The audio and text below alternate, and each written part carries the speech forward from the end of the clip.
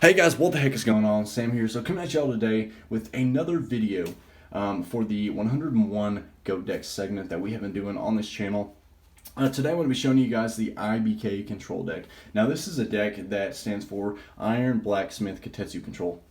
And I'm super stoked to show you all this deck, but before we get started, I want to say thanks again to everybody that has been liking the videos, everybody that has newly subscribed, and everybody else that has been leaving your feedback and support down in the comments section. I really do appreciate hearing everybody that has been saying that certain tech choices and certain decks that they've seen on this channel are things that they're now using. So that really does make my day. That's what I'm trying to aim for with this channel in general. I'm really passionate about old school formats and for Yu-Gi-Oh! And I'm really just trying to help keep these formats alive, as well as giving you all just kind of a library of things to really look at as far as this format goes. So make sure you like and subscribe and all that good stuff. And I really do appreciate it, guys. And let me know what you think about this video as well. So today I'm going to be showing you all IBK control, and this is a super fun deck. It is a very skillful deck, and it's one of those decks where I know this is kind of Yu-Gi-Oh! And Go format in general, but resource management is just like really important, and that's what this deck really just revolves around.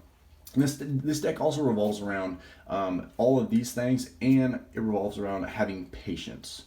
Patience is a huge thing with this, because you're not going to be able to OTK with this deck. This isn't a deck that you're going to win in the second or third or fourth turn or anything like that. Most of the time that you win with this deck, you will have ran through half of your deck for sure, if not more or somewhere around that, because it's just the way that the deck works. It takes a lot of patience, and it takes a lot of really just grinding it out with your opponent. And if you can out-resource your opponent with the way that this deck works and the strategies that this deck has built into it, then that's how you will win with this for sure. So I'm going to showcase this for you guys, and let me know what you think.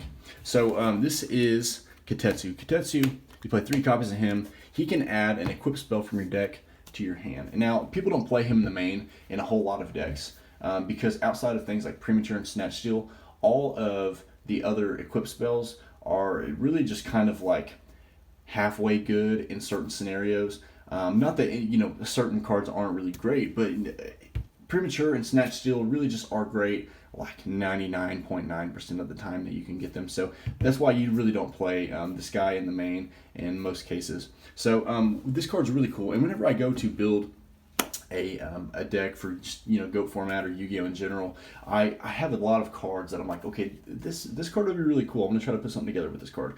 And then if I see 2 cards that go together really great, then I'm like, okay, cool, let's get the ball rolling on this deck idea and see what we can come up with.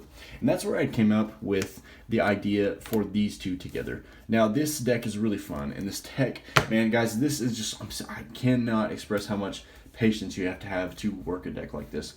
This is something Drakmord. I don't even know really how to pronounce this, but I'm going to read it for you guys.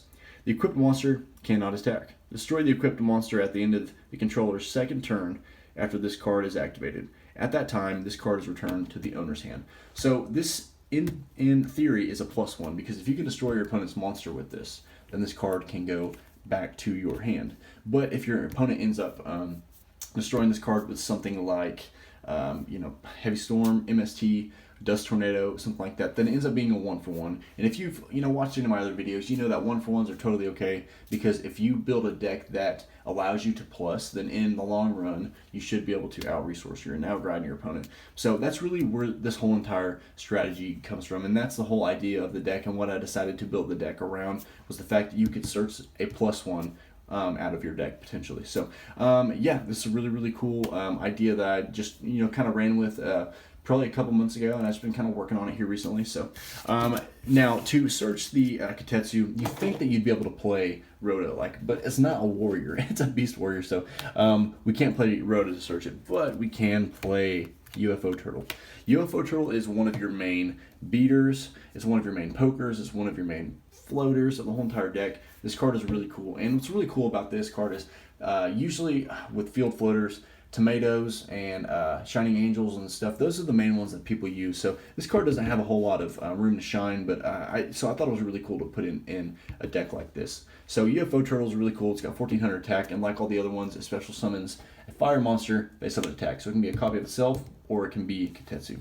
So this is a really good card to just keep poking with, and then your opponent has to out it with things like DD Warrior Lady, Exiled Force, or like a Chaos Monster or something, if they keep running into it, then you're just going to deck thin or just get what you need out of your deck. That's really just kind of how it goes with cards like this. So UFO Turtle's a great card. So whenever you special summon out Katetsu, and special summon face up attack, we have to get them face down. So we play cards like Triple Book of Moon and Double Tsukiyomi.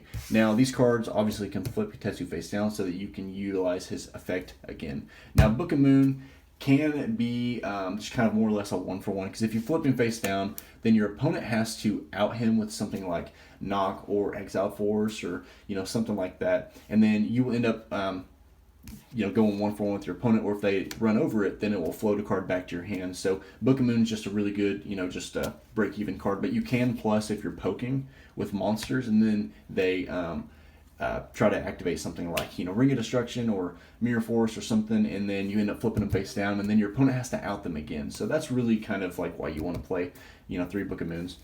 Now, along with the Book of Moons and the Tsukiyomi, I couldn't make just this combo go together, because these are only just a few cards out of the whole entire deck. So I wanted to make sure that the whole deck kind of went together as a whole. So we played 2 Tsukiyomi, 2 Dekoichi, as well as 2 Magician of Faith. Now, if you guys have watched any of the other deck profiles that I put up recently, like the Gear Smoke or the Chaos Flip Control, it's kind of somewhat the same aspect as far as like the flip goes. Actually, it pretty much is the exact same strategy. It's just kind of mixed with a lot of different other, equip cards and that kind of stuff, and really just kind of going plus on your opponent without the Chaos Monsters. That's what this deck really does. So if you can use Tsukiyomi to abuse things like Katetsu in your flips, then that's really kind of like how you end up plussing. And I've said this in past videos, but I'm going to say it again. So if you end up having a flip effect monster and you just keep flipping it face up, and then you either add a card back with Faith or draw a card or search a card with Katetsu, just Tsukiyomi, flip it face down. Don't even attack with Tsukiyomi if your opponent has anything face down. Don't chance it. Just let it keep coming back to your hand, and make your opponent have to out your board before you carry on with the game, because sometimes you can plus 2 or 3 or 4 cards if they don't have an answer for this with something like Ring of Destruction or Torrential Tribute or something like that. If they really just don't have a way to out this or attack over the Dekoichi or something, then you guys are just really going to plus with these cards. So that's the whole theory behind all the flip effects that we play in this deck, and the UFO Turtle and Search and the Katetsu. And then we play some 1-ups. We play Breaker and we play Sangan. Those are both pretty standard. And then we play Sinister Serpent. We don't play anything like Metamorphosis in this deck, but we do play things like Charity, and we also do play things like Creature Swap. I decided to add Serpent after I decided that I wanted to put Creature Swap in this deck, because Creature Swap is great with not only Serpent, but it's great with Sangan, it's great with something like Tsukiyomi, and it's great with UFO Turtle. And man, it's just really, really great card in general. Because, like, for instance, I'm going to quick run through with these.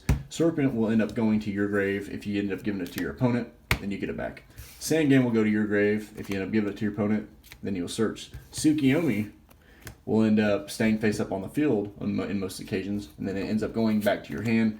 And then if you have something like UFO Turtle and you decide to activate Creature Swap and you take your opponent's monster, then it'll get swapped, and then you can attack over the UFO Turtle, and then UFO Turtle can then special summon out another copy of UFO Turtle, or can search your Katetsu.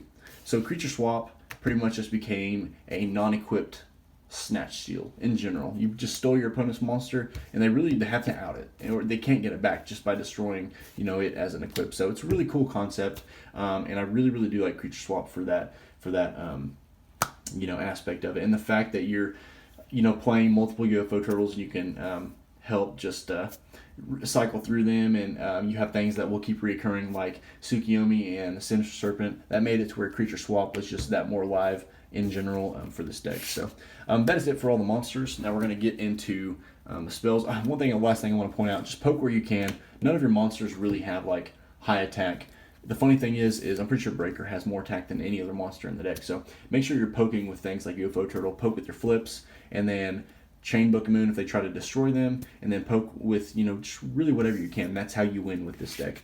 So, and that's how you get in damage. But now onto the spells. We play these 3 cards. Obviously, Cherry. Try to utilize it with pitching doubles. If you have double Tsukiyomi, if you have Serpent, that kind of stuff. That's what you really want to pitch. We play 2 copies of Knock. I'd play 4 of this if I could. Man, this card is such a good card. You can abuse this with things like Tsukiyomi. Suk and Knock is a combo that can out any monster that is face up on the field. Then we play things like Heavy Storm, which honestly this is something that I sat out a lot, just because of the fact that you want to make sure you're not destroying your own equips.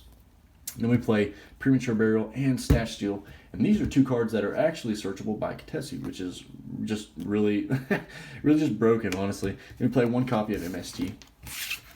And then for going on to the traps, we play 2 copies of Dust Tornado. I like this card because you want to really just try to snipe out your opponent's Dust Tornadoes and MSTs and that kind of stuff, so that they aren't stealing.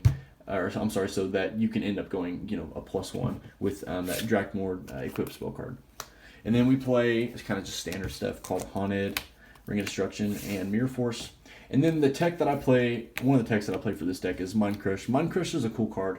The reason why I play Mind Crush is because if your opponent's playing things like Tsukiyomi, which most Go decks are, then you want to be able to Mind Crush Tsukiyomi away, because Tsukiyomi can keep flipping their monsters face down, and then this will just fall off, and you don't want them to abuse Tsukiyomi that way. But Mind Crush is also good because things like Merchant, Faith, and things like that. There's a lot of cards that will add cards to your opponent's hand, and you will have the knowledge of that, or they're just spirit monsters, things like Ashura Priest and Tsukiyomi and stuff. So this can be in the main, and this can be actually cited for some different stuff I'm going to show you. But I also want to point out that this can be Solemn Judgments.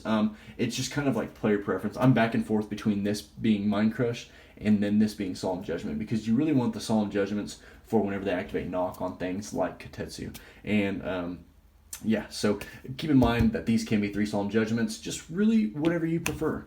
So yeah, that's it for the main, and we're going to get into the side. So like I've said in all my other videos, I don't really like to try to bullshit with you guys. I'm not going to have 15 cards in my side deck that I've never even used. These are all the side cards that I have used with this deck. So first of all, we play 2 Ashura Priest and 1 copy of Big Bang Shot. I want to give a shout out to my friend Mike Ridley for showing this to me. Big Bang Shot is really great. If you're playing against Go Control, you can side these in. Ashura Priest attached with Big Bang Shot, and your opponent has Go tokens, and she can just attack all of them. GG Go Control. That's pretty much how that goes. It is ridiculously cool. Check this card out. Big Bang Shot is absolutely amazing. We play a 3rd copy of Dust Tornado. If I see that my opponent is playing more Spell or Trap Disruption than the normal, I'll side that in. And then 3 copies of Kaiku. It's really it's hard to try to find ways to take cards out of your deck for things like Kaiku. I'm not gonna lie, but if you can find a way to make it work, then Kaiku is definitely a good contender. Kaiku is good against Chaos because, man, honestly, like having your opponent's Sorks and BLSs just banish your face up like UFO turtles and stuff, that really does hurt. So you want to try to prevent that stuff from happening if you can. So that is the deck, guys. Let me know what y'all think down in the comments below. I really do appreciate you guys just giving all of your feedback and whatnot for this deck. It's a super fun deck, very resourceful, very patient building, I guess you could say. But let me know what y'all think down below, and we will see y'all later.